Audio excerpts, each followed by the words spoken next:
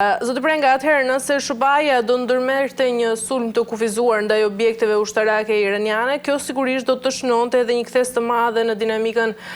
e sigurisë renare. Mendoni ose a do ta konsideronit një goditje të tillë si një akt parandalues strategjik apo si një hap ndoshta që hap edhe derën për një luftë të pakontrollueshëm mes këtyre dy vendeve, por jo vetëm? Mendoj që java që sapo lam pas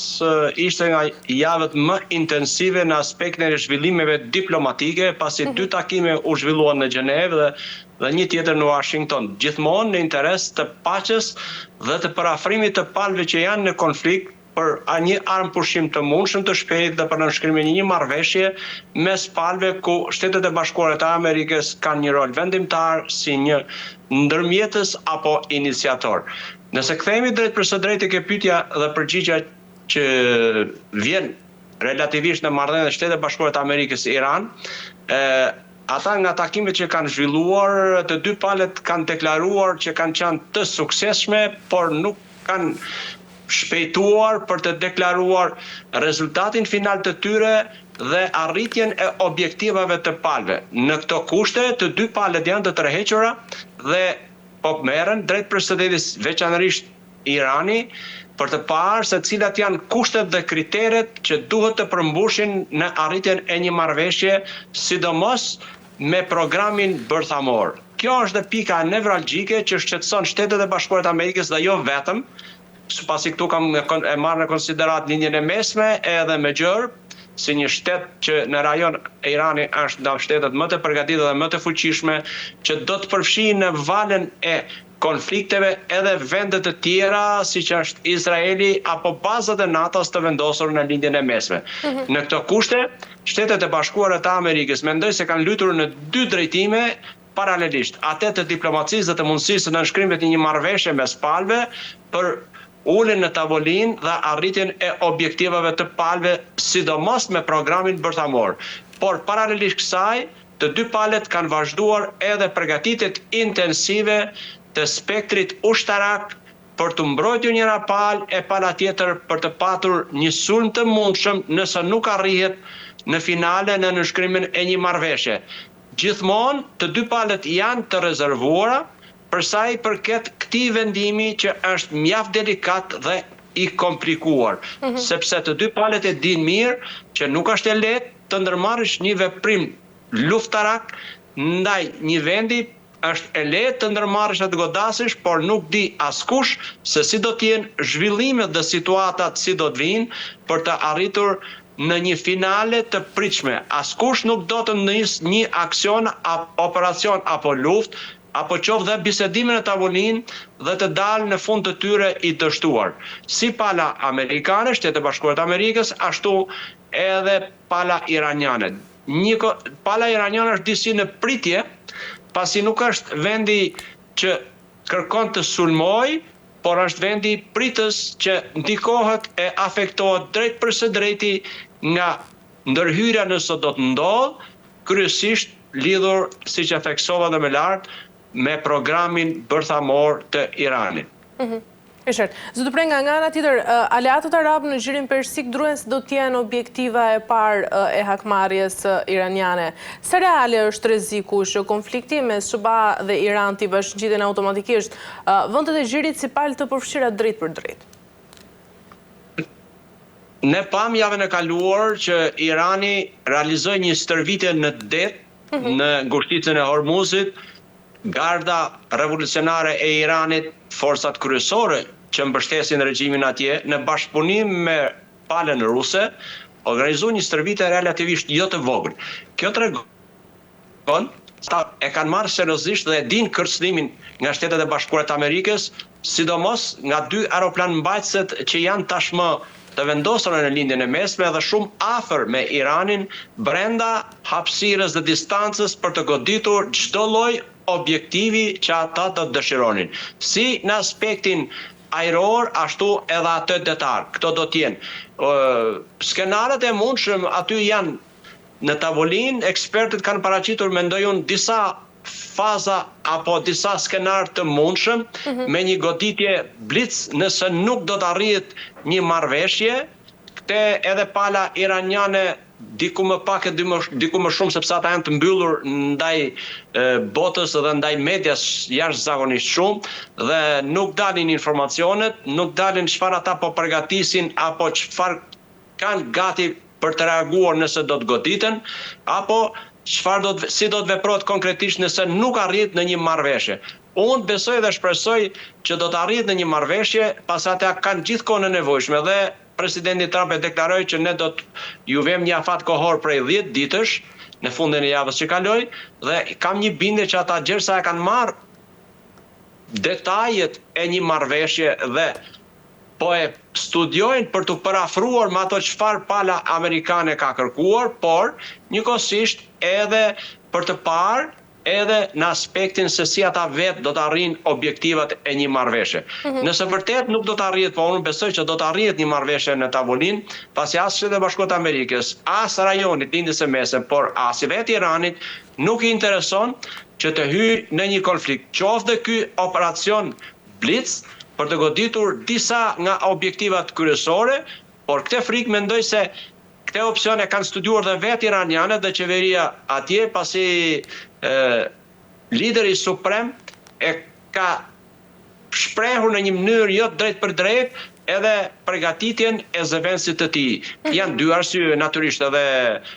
ligjet e natyrës, mosha relativisht e lartë e tij, por edhe rreziku e risku që nëse do të arrijë në një goditje kirurgjikale, jam i bindur që edhe rezidenca e tij dhe vetë si person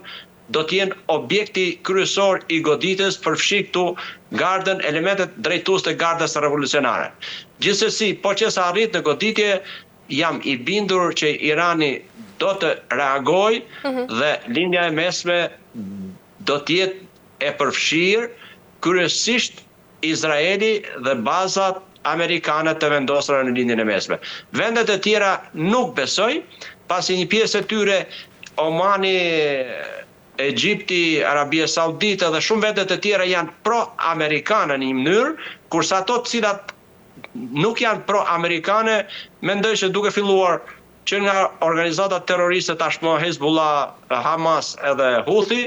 janë goditur aq rënd sa nuk kanë ndonjë mundësi me peshë për të reaguar, si dhe vendet e tjera të cilat dal ngadalë e në mënyrë, si mund themi, permanente, Amerikani ka arrit që t'i godas dhe ata kanë punë ose problemet e tyre të brendshme, si që është bje fjala Afganistani, Iraku, Siria, gjithmonë kanë problemet e tyre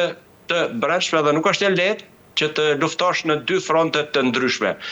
Nuk kanë kapacitetet në nevojshme, janë me konflikte, me protesta, duke marrë realisht, kështu që nuk ka se kusht i shkojë në krah drejt për drejti Iranit. Irani ka patur dhe ka investuar jashtëzakonisht shumë me 3 organizata terroriste si dora shtrirë e tyre për të vepruar dhe nuk ka kursyer asgjë për to në lindjen e mesme. Por lufta gati 2 vjeçare mes Izraelit, mbështetur nga Shtetet e Bashkuara të Amerikës, por Izraeli si pjesëmarrës aktiv në këtë konflikt ka arritur që këto jo t'i azgjësoj, por t'i dobësoj deri në nivele të tilla që nuk mund ndërmarrin operacione në shkallë të gjerë. Nuk përjashtoj asnjë rast për goditje sparodike që ata mund të realizojnë. E qartë, ndërkaq, një nga skenaret, zoti Prenga, përfshin dhe goditjen ndaj programit bërthamor iranian. Mendoni se do të vënonte realisht kjo programin bërthamor apo do ta përshpejtonte ndërkaq vendosmërinë e Iranit për ta zhvilluar atë ndoshta në mënyrë edhe të fshehtë? Me gjithë goditjet që u bën në qershorin e vitit të kaluar me B-2, me bombat dhe sistemin e ajror të aviacionit që ka amerikanit, që do thosha askush në botë nuk e ka këtë kapacitet dhe mundësi, përsëri Irani, pa çka se nuk kemi informacione të detajuara, por duke marrë në konsiderat vendin e vendosës, thellësinë e vendosës, sigurinë e tyre, rujtjen, sepse është paralel me rujtjen e uraniumit të pasuruar, mendoj që nuk është shkatruar, thjesht dhe vetëm është goditur dhe vonohen procedurat e realizimit të pasurimit dhe të mundësisë së krijimit të një arme bërthamore për ta poseduar Irani. Kështu që edhe nëse do të goditet përsëri, do t'jetë jo e lehtë. Ajo që e finalizon për mua dhe e siguron botën në përgjithësi dhe Shtetet e Bashkuara në veçantë e lindjen e mesme për mos posedimin e një programi, zhvillimin e një programi bërthamor, mos posedimin e kokave bërthamore nga Irani është marrëveshja dhe përcaktimi i grupit të inspektorëve për të realizuar gjatë gjithë kohës dhe për të njekur në vazhdimsi pasurimin e uraniumit dhe lejimin e tij vetëm për nevoja ekonomike të Iranit. E qartë, ndërkaish, një përshkallëzim mund të prekte drejt për drejt zoti Prenga dhe ngushtisin e Hormuzit. Sa i cënueshëm është realisht trafiku global i energjisë nëse Irani vendos ta destabilizojë të gjithë të korridor strategjik? Nëse vendoset dhe shkohet në finale që unë nuk do ta uroja, nuk do të dëshiroja dhe pak besoj në goditje, atëherë detyrimisht që ai do të përpiqet me çdo kusht të bëj për vete shumë vende, duke ndikuar drejt për së drejti në ekonominë e tyre. Pra, ngushtisa e Hormuzit që kontrollohet në pjesën veriore nga Irani, ku kalon rreth 20% e trafikut të naftës në shkallë botërore, jam i bindur që ai do ta godas dhe bursat, çmimi i naftës e ndoshta edhe më gjerë do të ndikojë drejt për së drejti. Por nuk besoj se do të arrijë të përfshijë shtetet që ndikohen në aspektin ekonomik dhe furnizimi me naftë nga ky rrugkalim, nuk besoj se ato do të reagojnë aq ashpër sa të bëhen krah dhe të përfshihen në konflikt me Shtetet e Bashkuara të Amerikës, pra të bëhen palë me Iranin. Nuk besoj për shumë arsye, pasi tregtia më e madhe bëhet me Kinën, Kina është relativisht e distancuar dhe nuk besoj se do të arrijë të futet e të përfshihet në këtë lloj konflikti. E vetmi ndikim do të jetë aspekti ekonomik, rritja e çmimit të naftës, mungesa 20% në treg të naftës që do të rrisë menjëherë çmimin në bursa dhe do të ndikojë ekonomikisht edhe do të preke jo pak, por 20% të vendeve që furnizojnë pra të globit. E qartë, por si do ta riformësonte një sulm amerikan raportin e forcave pranë mes Washingtonit dhe boshtit Moskë-Pekin, zoti Prenga? Bindjen me Pekinin natyrisht do të kishte ndikime, kurse për sa i përket me Rusin nuk besoj se do të ketë ndikim të fuqishëm, pasi Shtetet e Bashkuara të Amerikës dhe në takimet që kanë zhvilluar dy presidentët, duke filluar nga takimi i Alaskës, edhe në të ardhmen që parashikohet për arsye të konfliktit Rusi-Ukrainë të ketë një takim final mes tyre, e në mes tyre do të ketë besoj patjetër mes presidentit në finalizimin që uroj deri nga vera e këtij viti të ulin në tavolinë dhe të nënshkruajnë një marrëveshje për paqe të qëndrueshme. Shtetet e Bashkuara do të jenë ata që do ta e kanë iniciuar dhe do të jenë rolin kryesor për të realizuar. Në këto kushte them që situata dhe marrëdhëniet mes Shteteve Bashkuara të Amerikës dhe Rusisë nuk janë në pikën më të dobët të tyre, por do thosha janë të përmirësuara për sa kohë dy presidentet janë takuar dhe mbase kanë vendosur edhe fatin e Ukrainës dhe të nënshkrimit të marrëveshjes së paqes të pritshme. Kështu që me Kinën natyrisht do ndikoj, lufta me Kinën mendoj se është luftë më shumë ekonomike për zaptimin ose si mund të themi zaptimin e tregjeve. Dhe kjo është ajo kryesorja për sa i përket marrëdhënieve Shtetet e Bashkuara të Amerikës Kinë. Kina ka kërkuar dhe ka vazhduar dhe po zën tregje influencë ekonomike gjithmonë, dhe këtu është gjithë lufta që bën Shtetet e Bashkuara të Amerikës me Kinën. Nuk besoj se do ketë, do të arrihet në një përplasje të tillë paçkase që mund të godas Shtetet e Bashkuara të Amerikës. Jam i bindur që kjo nuk mund të ndodhë, paktën për momentin. Por zoti Prenga, a është infrastruktura ushtarake amerikane në linjën e mesme përgatitur për një sulm të koordinuar pranë me raketa dhe drone? Unë mendoj se është totalisht i përgatitur, nuk është hera e parë që ndodhin, ata kanë një fuqi të jashtëzakonshme për sa i përket aeroplan mbajtësve dhe po do të sillja një shembull, kanë një fuqi të jashtëzakonshme dhe kanë një përbërje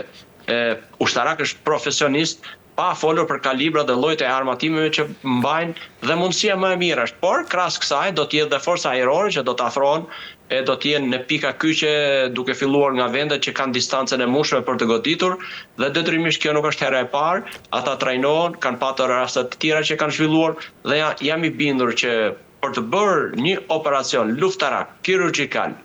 të pjesëshëm dhe të shkurtër në afat kohor, e kanë të gjithë kapacitetin e mundshëm për të realizuar një gjë të tillë. Unë uroj që të mos ndodh, por këto skenar janë në tavolinë për sa kohë palët nuk do të përfundojnë në një marrëveshje. Shpresoj dhe uroj që këtë javë dhe javën e ardhshme, nga fillimi i javës së ardhshme besoj që do të arrihet të realizohet një takim tjetër mbase në Gjenevë, mbase në Oman, por që do të realizohet një takim me ndërmjetësit amerikanë dhe të besuarit e presidentit Trump dhe palën e delegacionit të përfaqësuar nga ministri i jashtëm i Iranit për të parë se çfarë kanë bërë në ato që morën nga takimi i fundit që zhvilluan në Gjenevë. Uroj që të realizohet ajo që në një farë mënyrë vetë Irani, Shtetet e Bashkuara të Amerikës, por dhe bota në përgjithësi dëshiron dhe uron për të patur një marrëveshje mes palëve, kryesisht për të frenuar dhe për të patur kontroll të plot në programin bërthamor të Iranit. E qartë. Ndërkaq zoti Prenga, opinioni publik amerikan ka treguar sigurisht edhe lodhje nga konfliktet e gjata në lindjen e mesme. Sa ndikim do të kishte i gjithë presioni i brendshëm politik në SBA mbi kozgjatjen e një operacioni ushtarak dhe nga ana tjetër sigurisht një luftë mund të prodhojë dhe një krizë të re refugjatësh, por edhe tensione humanitare. Në këtë rast, është Bashkimi Evropian i përgatitur për pasojat humanitare, por edhe flukset e mundshme migratore? Pasojat janë të padiskutueshme dhe askush nga qytetarët, po ti intervistosh, askush nuk e do luftën, nuk e do konfliktin, pasi sjell pasoja katastrofale dhe përfshir këtu dhe pjesën kryesore të humbjes së jetëve njerëzore. Pa fol pastaj për aspektin ekonomik që është një faturë kolosale e vërtet. Në këto kushte jam i bindur që Shtetet e Bashkuara të Amerikës dhe popullsia atje nuk e do luftën, nuk e do konfliktin, qoftë ai edhe i pjesshëm. Por nisur nga fakti që tashmë janë futur përfshirë në këto zhvillime, unë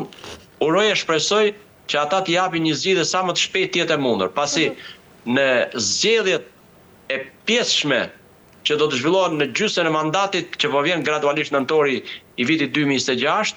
për presidentin Trump do të jetë një goditje e rëndë edhe për strukturën politike që ai përfaqëson. Kështu që unë mendoj që brenda verës maksimale qershor korrik do të jap zgjidhje, besoj, edhe këtij edhe pjesës Rusi-Ukrainë. Pasi ai kur ka ardhur në mandatin e dytë, atë çfarë ka premtuar ka qenë që unë nuk do të përfshihem në lufta, përkundrazi,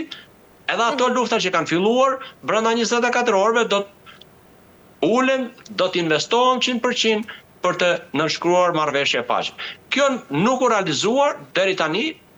pa i heq meritën për ato që kanë ndikuar dhe ka realizuar, por me Iranin një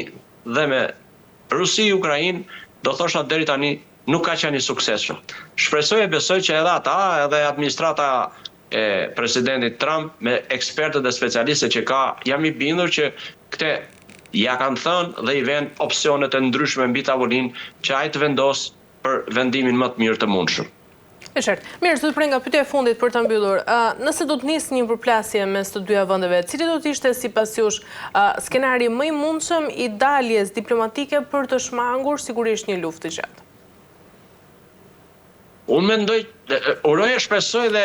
kam një bindje që nuk do të ketë, por nëse do të ketë nëpër masa të vogla, flas gjithmonë për përfshirjen e trupave 1, për përfshirjen e kapaciteteve 2 dhe për kozgjatjen 3, por mbi të gjitha për goditjen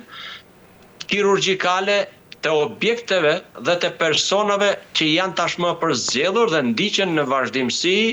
24 orë 7 ditë javës për ta ditur se cila është veprimtaria e tyre dhe ku janë në vendodhje. Në këto kushte jam i bindur që në bashkëpunim me Izraelin dhe shërbimet e tjera të fshehta që ekzistojnë në Iran, do të arrijnë të bëjnë një goditje kirurgjikale me efektshmëri të lartë dhe shkëputjen e daljen e menjëhershme nga situata e konfliktit. Mundet të jetë me ditë, maksimale 1 deri në 2 javë, mendoj unë, por kur më tepër. Dhe kjo do të arrihet pasi ata do të arrijnë një sukses të parë dhe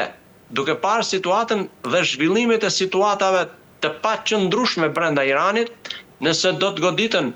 rezidenca e liderit suprem, garda revolucionare, populli iranian përgjithsisht për arsye të kohës së gjatë, por mbi të gjitha të aspekteve ekonomik, të kushteve të jetesës dhe të vrasjeve e të arrestimeve që regjimi atje ka realizuar, kam bindjen që atje me zi presin që të ketë një goditje nga jashtë, që ata të përqendrohen te goditja jashtme dhe të mund të reagojnë për të bërë jo, si mund themi, për ta çuar vendin në një anarshi, po për ta dorëzuar në duart e disave që janë më të moderuar udhëheqës dhe për të organizuar sa më shpejt të ishte e mundur zgjedhje të lira në një vend të lirë e demokratik. Ky mund të jetë me fjala shkretë lehtë për ta përshkruar dhe për ta thënë, por unë do të uroja dhe shpresoja që kjo të ishte njëri nga skenaret. Gjithsesi, ne jemi në pritje, do të shohim dhe do të gjykojmë, ne nuk kemi gjithë informacionin që quhet i klasifikuar në radhët e forcat armatosa, jo vetëm të forcat armatosa, por edhe të qeverive që i drejtojnë. Ky informacion nuk mundet të dalë dhe nuk mundet sepse humbet elementi i befasi për kundërshtarin dhe ai merr masat përgatitore, e atëherë humbet gjithë qëllimi dhe objekti i gjithçkaje që ke organizuar. Dhe këto organizime, qoftë dhe për të vajtur në lindjen e mesme, janë me kosto kolosale financiare. Edhe aeroplan mbajtëset amerikane, edhe gjithë personeli ushtarak, me gjithë mjetet që ka në dispozicion,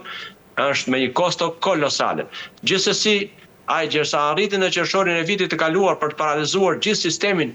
e mbrojtjes, të vëzhgimit, të zbulimit ajror, dhe nuk i dha asnjë lloj mundësie Iranit me strukturat e veta, sidomos ajrore, të zbulojë dhe të godas qoftë edhe një nga avionët që hynë dhe goditën dhe u larguan nga Irani, kjo do të thotë që nuk mund të themi që s'mund të ndodhë përsëri, sepse merren masa dhe kjo koha e gjatë e qëndrimit në gatishmëri, vjen një moment që njerëzit, jo mjetet, por njerëzit psojnë një lodhje, e bëjnë rutinë ditore të punës së tyre, të gatishmërisë së tyre, dhe atë ditë kur nuk e pret dhe ka rënë vigjilenca, atëherë mund të ndodhë edhe goditja. Gjithsesi, kjo goditje do të jetë kirurgjikale e përcaktuar saktë mbi gardë revolucionare, mbi liderët e tyre dhe mbi presidencën dhe vetë liderin suprem të Iranit.